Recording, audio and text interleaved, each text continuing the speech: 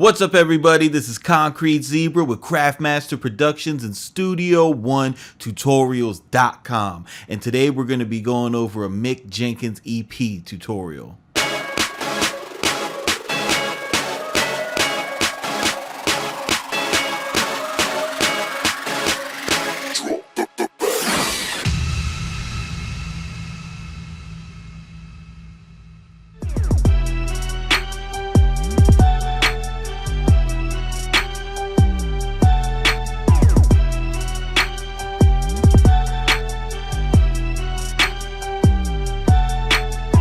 What's up, everybody? This is Concrete Zebra with Craftmaster Productions and Studio One Tutorials.com. Today I'm going to be giving out a quick tip of how to achieve a Mick Jenkins EP type of sound. First, I really quickly want to gloss over the fact that we have the Bag Up construction kit pack inside Studio One Tutorials under the Buy Sounds tab. It is not like any construction kit product that you've ever had before. These are 5 beats that I created with the intention of getting them placed, not with the intention of giving them to producers. So that means there's no holding back on the creativity. These were beats that I gave my all to, and I'm giving you the stems, I'm giving you the MIDI tracks, I'm giving you a brand new drum kit to create brand new beats with, I'm giving you a template folder that you can put inside the Studio One template folder, and you're going to come up with 4 different production templates that have the arranger already set up for you, so you can see what parts you need to create in order to create a full song similar to the ones that I'm giving you the full session files for, meaning that you can reverse engineer my mixing decisions, you can see my compression choices, you can see my EQ choices, my panning, my mastering chains, and everything that's involved with how I make tracks. So real quick, I wanted to go into this Mick Jenkins type of deal. We have you know, it's Thanksgiving and Black Friday and everybody's spending money, and your boy Zebra hooked himself up with the Keyscape, and the Keyscape is the, I mean, it is the Escape. It is fucking amazing is what it is. Like,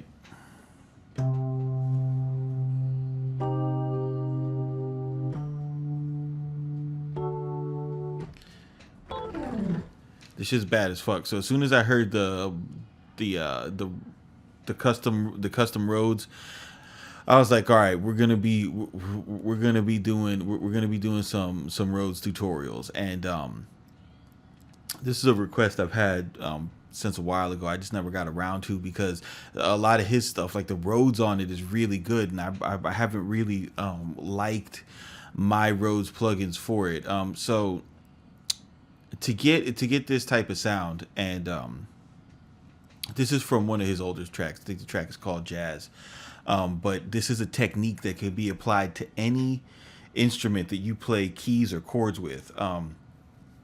It's a style of playing where you play the bass note first, and then you play the actual chord. So if you've never actually tried to play keys or anything, you would never think to draw something in this fashion. It seems weird when you draw it, but when you play it, it makes sense.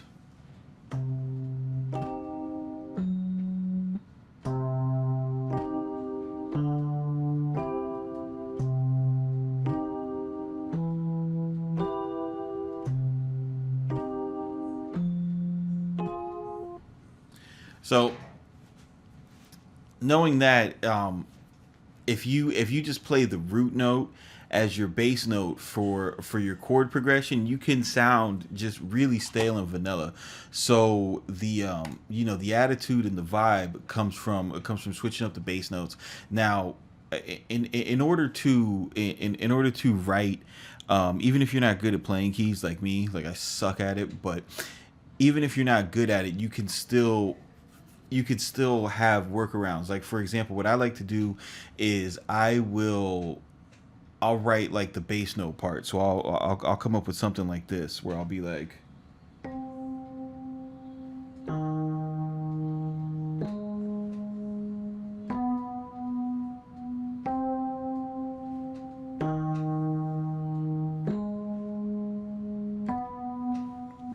so, you know, real quick, I'll just go ahead and let me go to Put on input quantize.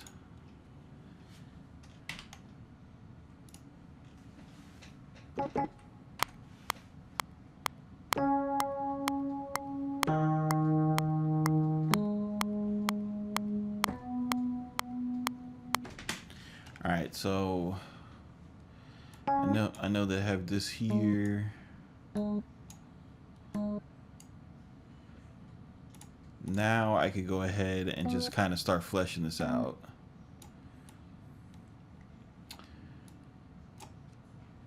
So I know that for the first quarter note, I'm just gonna do bass notes, right?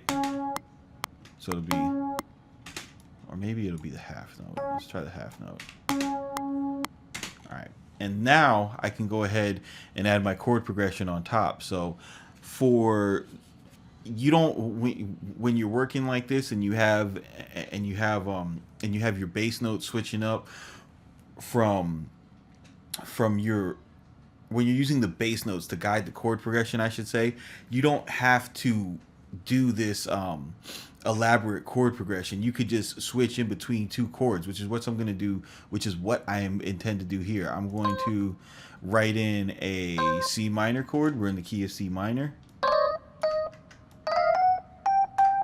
Okay, and then I'm going to copy this chord and I'm going to reuse it here.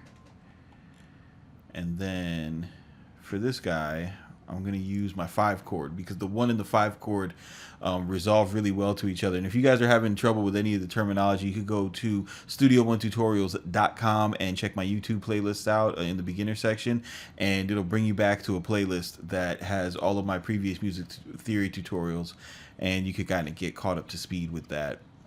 So I'll go ahead and find the 5th note in the scale,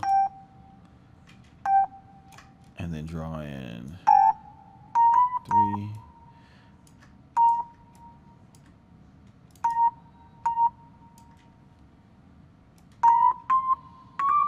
Every other note in the scale to make a triad, right? So let's see what we got.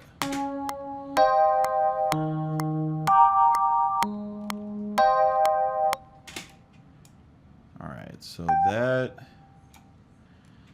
we got the blueprint down, but it sounds really suspect. And here's the thing: when you're especially if you're not playing and you're just clicking things in, you can't go off your first instinct and just be like, oh, I don't like the way that sounds, that's no good. You need to kind of work on it a little bit and create this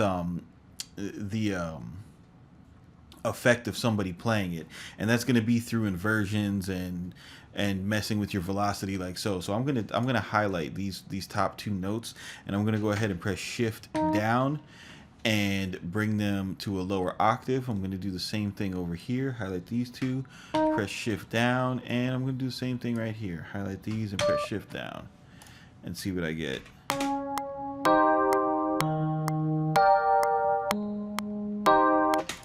And this one, I'm going to bring this down even more, because I just don't like how high it's going right there.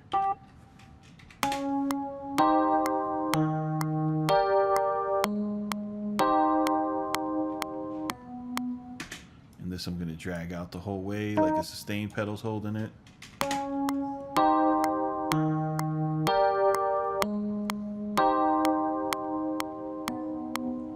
Okay, so that's pretty tight as far as a chord progression, and how I want the overall tone and the layout of it to go. Now it's time to kind of step in and do some work as far as getting this thing to sound a little bit realer. So I'm gonna go ahead, highlight all my middle notes, and I'm going to create a strum in the progression. And the easy way to do that is just highlight all your middle notes, for example, and then hold down shift and just kind of drag these notes, shorten them up a little bit, and then I'll do the same thing with these guys. And listen.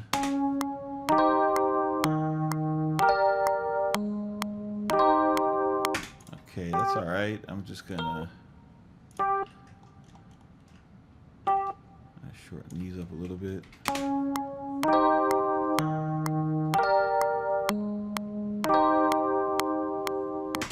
Okay. Now the next thing that's bugging me is the velocity of these. I think these are being hit way too hard. So I'm going to highlight all of them. Drag them down a little bit. Alright, that's much better. Now I'm going to just do some individual velocity work on each note. Add a little bit of randomization here. Make the top notes the loudest part.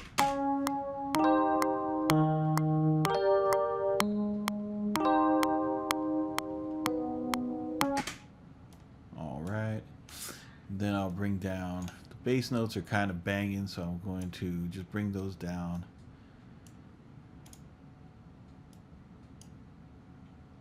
I'm going to leave this one really quiet. Let's see how that sounds.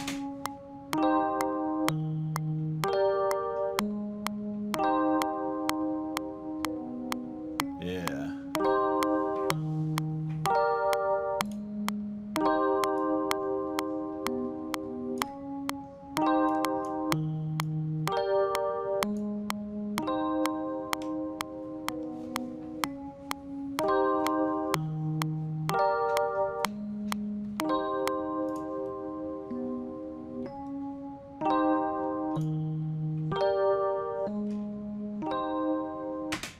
And that's pretty much it. So what you want to take away from this tutorial is, in order to, you know, for these type of tracks, the Rhodes is really going to be the foundation. You could build everything else around that.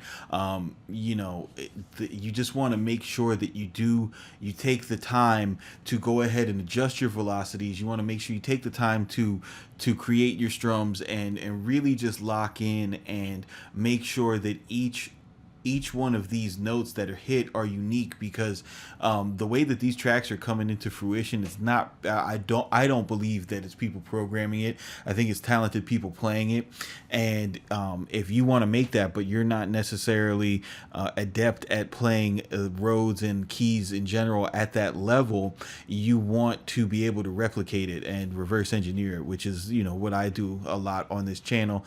The other thing you want to remember is, you don't, when you're building a chord progression, you don't always have to use you know, 3 or more chords. You can go back and forth between 2 chords and have variation in the chord progression by changing up your bass notes. Okay. And that is something that, you know, when you first start making chord progressions and you first start really working with harmony, I know you can get intimidated by switching things up, but as long as you're within the confines of the scale, everything's going to sound relatively good. It's just all going to be a matter of your taste, you know. Maybe relatively good isn't the way to say it. Everything's going to sound musically correct, but it's a matter of your taste to decide what you like as far as putting tones together and putting harmony together. So I hope for you guys that we're looking to maybe do something you know, different than trap, or you know, go in a different direction, get more into like, you know, a Kendrick or a more underground jazzy type of lane. I hope this helps you guys out and just kickstarts you in the right direction of, you know, just going and being, you know, the rebels of the industry, and, you know, telling everybody, hey, fuck you and your trap drums, you know, and fuck you too. This is Concrete Zebra with Craftmaster Productions, Studio1Tutorials.com, and we will see you on the next one.